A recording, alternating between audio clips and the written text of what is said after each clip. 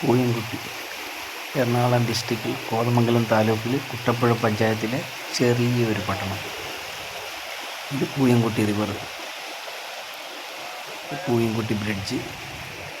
ഈ ബ്രിഡ്ജ് കയറി അക്കരെ ചെന്നാൽ മണികണ്ഠവയൽ ആദിവാസി കോളനികൾ. അത് കുറച്ച് ദൂരമേ അങ്ങോട്ട് പോകാൻ സാധിക്കുള്ളൂ. അതിനുശേഷം പിന്നെ കാടാണ്. ഇതിൻ്റെ ഓപ്പോസിറ്റ് സൈഡ് പൂയംകുട്ടി. അവിടെ നിന്ന് കാടിനുള്ളിലോട്ട് റോഡുണ്ട്, പഴയ മൂന്നാർ ആലുവ റോഡ്.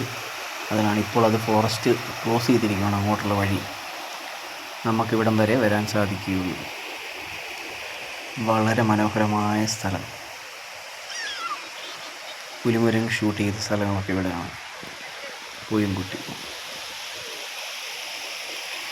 പുലിമുരുകൻ സിനിമ ഇറങ്ങിയതിന് ശേഷമാണ് പൂയംകുട്ടിയെപ്പറ്റി പുറലോകം അറിയുന്നത്.